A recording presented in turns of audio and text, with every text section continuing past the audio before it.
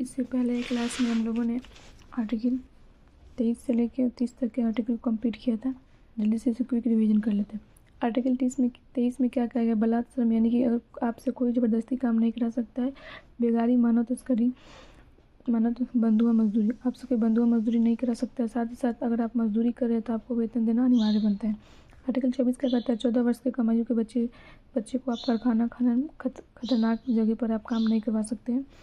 Article अब 14 से 18 क्या है? समानता का अधिकार। 19 से 22 का स्वतंत्रता का अधिकार। आर्टिकल 23 से 24 क्या है? शोषण के विरुद्ध अधिकार। 25 से 28 धार्मिक स्वतंत्रता का अधिकार।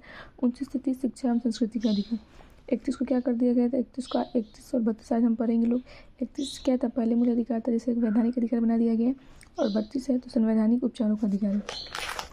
जिससे 25 से 28 स्वतंत्रता, धार्मिक स्वतंत्रता का अधिकार है।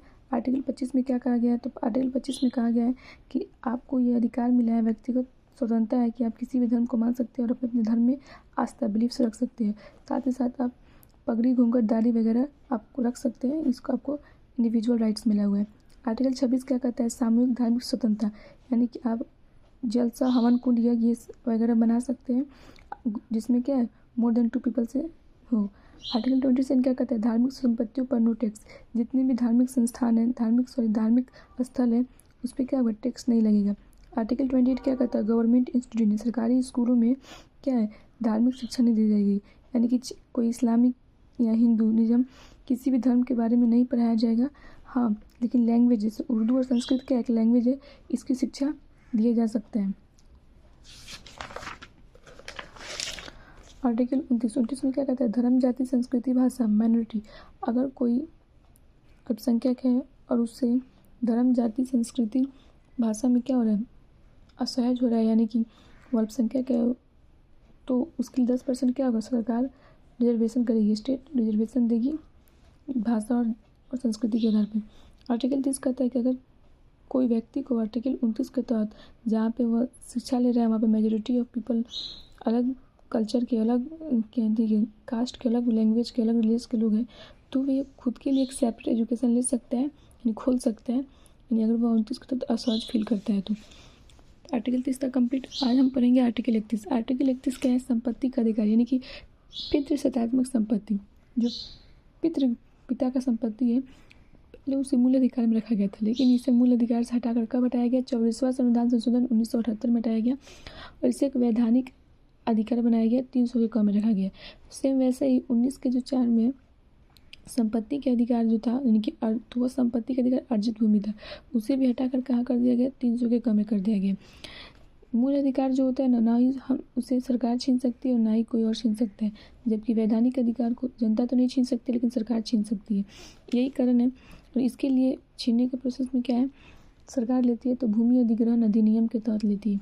यही कारण है कि बड़े बड़े हाईवे या रोड जो बनते हैं, तो अगर बीच में किसी पब्लिक का जो ज़मीन रहता है तो उसे सरकार क्या करती है? उसे ले लेती है, खरीद लेती है। तो क्या है? क्योंकि वैधानिक अधिकार है, मूल अधिकार रहता है तो सरकार नहीं ले पाती। क्लियर? तो आर्टिकल 32 में क्या है? उपचार, यानी कि आर्टिकल 32 को रामबाण बताया गया है। इसे संविधान का आत्मा डॉक्टर भीमराव अम्बेडकर ने कहा था। और आर्टिकल 32 का मूल संरक्षण कौन करता है? तो सुप्रीम कोर्ट। यानी कि अगर आपके आर्टिकल 32 यह कहता है कि अगर किसी व्यक्ति के फंडामेंटल राइट इन मूल अधिकार में किसी भी प्रकार का वायलेशन हो रहा है, हनन हो रहा है, तो वह डायरेक्ट हाई कोर्ट या डिस्ट्रिक्ट कोर्ट न जाकर सुप्रीम कोर्ट का दरवाजा खटखटा सकता है। आर्टिकल 32 के तहत सुप्रीम कोर्ट 5 प्रकार की रिट जारी करेगी। सेम वैसा ही प्रोसेस डिस्ट्रिक्ट में, यानी कि हाई कोर्ट लेवल पे होता है कि 226 के तहत 226 के तहत व्यक्ति हाई कोर्ट में जा सकता है अपने मूल अधिकार के बारे में हनन के प्रोसेस में जानने के बाद, और सुप्रीम कोर्ट के लिए आर्टिकल 32 का यूज कर सकते हैं। 5 प्रकार के रिट जारी करती है कौन? Supreme court. Habeas corpus, mandamus, quo warranto, prohibition. Article 32 को क्या उपचार बताया गया? रिमांड। और आदेश कौन देता है? सुप्रीम कोर्ट रिट जारी करती है 5 प्रकार के। पहला है हैवियस कॉर्पस, बंदी प्रत्यक्षीकरण।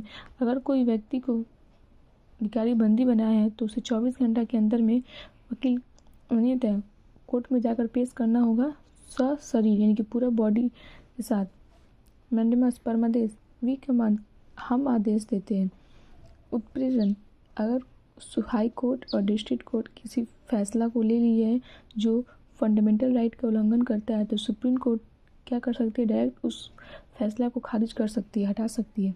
प्रतिषेध प्रोहिबिशन, हाई कोर्ट और डिस्ट्रिक्ट कोर्ट में कोई डिसीजन चल रहा है जो फंडामेंटल राइट्स क्या हो, अगेंस्ट हो, यानी हनन करता हो, उल्लंघन करता हो, तो अभी वो चल ही रहा है तो उसे क्या कर सकती है, उसे स्टॉप कर सकती है सुप्रीम कोर्ट। क्वा वारंटो अधिकार प्रयोग, यानी कि व्हाट इज़ योर अथॉरिटी, अगर कोई व्यक्ति अपने अधिकार के मुताबिक काम नहीं कर रहा है तो उस पर सुप्रीम कोर्ट अधिकार प्रयोग लगा सकती है।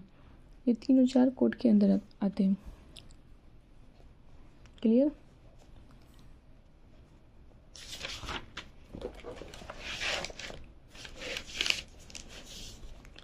बंदी प्रत्यक्षीकरण, जो 5 प्रकार की रीट है उसे याद करने का ट्रिक।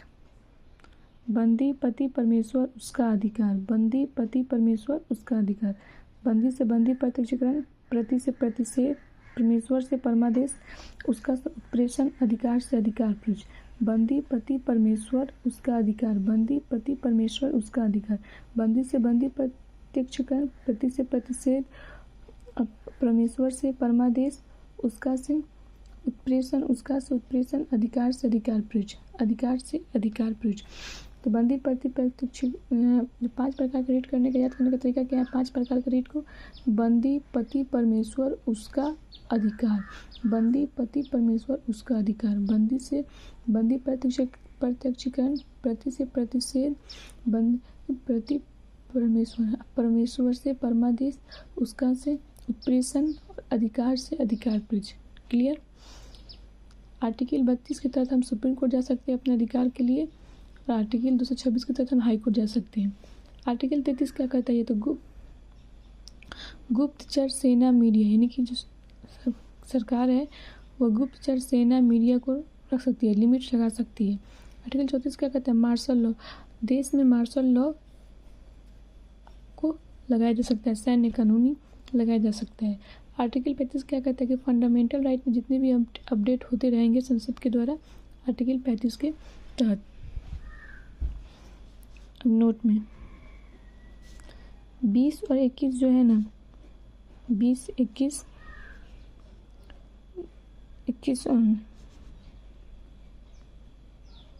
ये काफ़ी बड़े हैं, इसे हम आपातकाल के दौरान भी सरकार नहीं, हम यानी इमरजेंसी में इसे हमसे नहीं छीना जा सकता है 20-21 को। साथ ही 20-21 को नहीं छीना जा सकता है। 14 से 18 जो है हमारा समानता का अधिकार है, जो सब पे लागू होता है, चाहे वो विदेशी हो चाहे वो भारतीय हो। लेकिन जो 19 है वह भारतीयों के लिए, 19 है भारतीयों के लिए। तो आज हम लोगों ने आर्टिकल जो 1 से लेके 35 तक कवर कर लिए है, इसमें फंडामेंटल राइट भाग 3 में आता है और भाग 3 में ये 12 से 35 तक है। इसे हम लोगों ने आज 12 से 35 तक कंप्लीट कर लिया। तो जल्दी से क्विक रिवीजन हो जाए। भाग 3 मूल अधिकार फंडामेंटल राइट कहा गया है, इसे मैग्ना कार्टा कहा गया है, फ्रेंच भाषा का। यह एक नैसर्गिक अधिकार है जो जन्म से मिल जाता है। इसे यूएसए के संविधान से लिया गया है। सुप्रीम कोर्ट इस पर क्या कर सकती है, इसे प्रतिबंध कर सकती है और जबकि राष्ट्रपति से निलंबित कर सकती है। पार्लियामेंट हमेशा इसे करती है। सुप्रीम कोर्ट क्या है, इसका संरक्षण है, सुप्रीम कोर्ट संरक्षण है। कोर्ट एक डिस्ट्रिक्ट कोर्ट होता है, एक हाई कोर्ट होता है और एक सुप्रीम कोर्ट होता है। सबसे बड़ा सुप्रीम कोर्ट होता है। आर्टिकल 12 में क्या क्या है, राज्य की परिभाषा। 13 में अल्पीकरण। 14 में क्या क्या, विधि के समक्ष समानता या समान संरक्षण। आर्टिकल 15 जाति, धर्म, लिंग, जन्म स्थान पर किसी प्रकार का भेदभाव नहीं किया जाएगा। आर्टिकल 16 क्या कहता है, लोक नियोजन में समानता। 17 क्या कहता है, अस्पृश्यता कांत यानी अनटचेबिलिटी। आर्टिकल 18 क्या कहता है, उपाधियों कांत यानी डॉक्टर, टीचर ये सब ले सकते हैं। ब्रिटिश द्वारा दिए गए उपाधि को नहीं ले सकते, कर्नल वगैरह ले सकते हैं। 18 आर्टिकल 19 क्या कहता है, संविधान की। आर्टिकल 19 को संविधान की रीट कहा जाता है। उसमें क्या, व्यक्ति की स्वतंत्रता, राइट टू एक्सप्रेशन। और इसमें बहुत तरह की स्वतंत्रता मिली है, जैसे मौन रहने का स्वतंत्रता। आरटीआई राइट टू इन्फॉर्मेशन, आपको सरकार की इन्फॉर्मेशन जानने का जो पब्लिक लेवल पे है तो जानने का ये क्या अधिकार है। मीडिया की स्वतंत्रता दी गई है, झंडा लहराने की स्वतंत्रता दी गई है। 1902 में क्या किया गया? सभा बनाने की स्वतंत्रता। उसके बाद 3 में संगठन बनाने की स्वतंत्रता। 4 में कहा गया चारों तरफ घूमने की स्वतंत्रता। 5 में कहा गया कि बसने की स्वतंत्रता। 6 में जो संपत्ति का अधिकार था, 44वां संविधान संशोधन 1977 द्वारा क्या किया गया? मोरारजी देसाई ने वैधानिक अधिकार बना दिया, 301 में रख दिया गया। 7 में व्यवसाय करने की स्वतंत्रता है।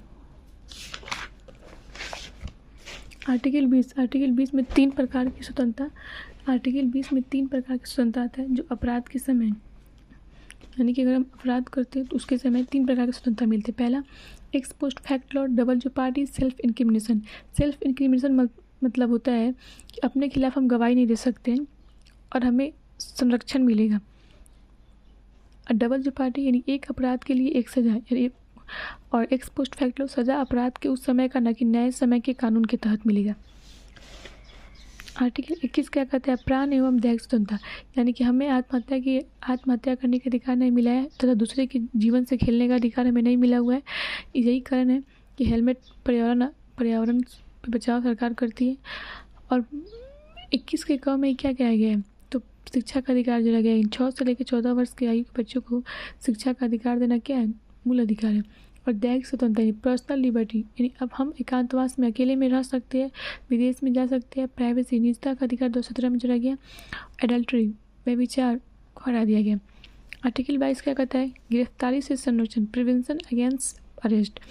गिरफ्तारी से संरक्षण, गिरफ्तारी के समय भी आपको संरक्षण दिया जाएगा। तो इसमें 2 तरह का होता है प्रिवेंशन, एक दंडात्मक होता है, एक निषेधात्मक होता है। तो आपको संरक्षण कब मिलेगा? पिनेटिव में। एक होता है प्रिवेंटिव, जिसे डिटेक्शन कहा जाता है। डिटेक्शन, अगर आप को पुलिस गिरफ्तार करती है तो पुलिस को वारंट दिखाना होगा। 24 घंटे के अंदर आपको वकील के पास ले जाना पड़ेगा, जेल के पास ले जाएगा वकील, कोर्ट में। साथ ही साथ आप इसके लिए अपना वकील भी रख सकते हैं। बल्कि जब ये आप अपराध करेगा तब ये लागू होता है। जब निषेधात्मक है, बिना अपराध केवल शक के आधार पर आपको डायरेक्ट जेल में कर दिया जाएगा। निवारक निरोधन के अधिनियम के तहत बिना अपराध किए, इसे बिना वकील, बिना दलील, जो कानून था रॉयट एक्ट, वहीं से लिया गया। इस आर्टिकल 23 बलात्, श्रम, मानव तस्करी, बंधुआ मजदूरी नहीं कर सकती है। आर्टिकल 24 14 वर्ष के कमाई के बच्चे का काम नहीं करना है। आर्टिकल 25 में क्या है? अंतर संस्करण कॉन्स्टिट्यूशन, व्यक्तिगत स्वतंत्रता मिला हुआ है, अपने धर्मों को आस्था करना। आर्टिकल 26 सामूहिक धार्मिक स्वतंत्रता। आर्टिकल 27 धार्मिक संपत्तियों में नो टैक्स। आर्टिकल 28 क्या कहता है? गवर्नमेंट इंस्टीट्यूट में सरकारी धार्मिक शिक्षा नहीं दी जाएगी, लेकिन लैंग्वेज की शिक्षा दी जा सकता है। आर्टिकल 29 क्या कहता है? धर्म, जाति, संस्कृति, भाषा के आधार पे कोई भेदभाव नहीं किया जाएगा। साथ ही साथ जहाँ मेजोरिटी स्टूडेंट है वहाँ पे जो माइनॉरिटी है उसको 10% आरक्षण मिलेगा। आर्टिकल 30 क्या कहता है? यदि कोई व्यक्ति उस संस्था में, यानी जिसके तहत पढ़ाई पढ़ रहा है, लेकिन वहाँ पे वो स्वयं को असहज फील करता है, तो वो अपने लिए आर्टिकल 30 के तहत सेपरेट एजुकेशन ले सकते हैं। आर्टिकल 31 क्या कहते हैं? संपत्ति के अधिकार, जो पितृसत्तात्मक संपत्ति उसे उसके बारे में बताया गया, लेकिन इसे मूल अधिकार हटाकर वैधानिक अधिकार बना दिया गया। आर्टिकल 32 क्या कहता है? उपचार, संवैधानिक उपचारों का अधिकार। आर्टिकल 32 है, जैसे भीमराव अम्बेडकर ने आत्मा कहा था, ये रामबम है। मूल अधिकारों का मूल अधिकार कौन है? तो आर्टिकल 32 है। सुप्रीम कोर्ट इसके लिए सुप्रीम कोर्ट जा सकता है आर्टिकल 32 के तहत मूल अधिकार बजाने के लिए, और राज्य स्तर पे 226 के तहत जा सकते हैं। सुप्रीम कोर्ट 5 प्रकार का रिट जारी करती है: हाईवेज कॉर्पस, मैंडेमस, सर्टिसन, प्रोहिबिशन, क्वा वारंटो। आर्टिकल 33 में गुप्तचर सेना मीडिया लिमिट रहेगी। आर्टिकल 34 क्या कहता है? मार्शल लॉ, सरकार मार्शल लॉ लगा सकती है। आर्टिकल 35 क्या है? फंडामेंटल राइट में अपडेट करेगा कौन? संसद करेगा फंडामेंटल राइट में अपडेट। तो आज का हम लोगों ने ये कंप्लीट कर लिया भाग 3। कल के क्लास में हम लोग भाग 4 पढ़ेंगे। उससे पहले हम लोग एक छोटा सा क्विक रिवीजन करेंगे कल की क्लास में। तो आई होप आपको समझ में आया होगा। Thank you for watching this.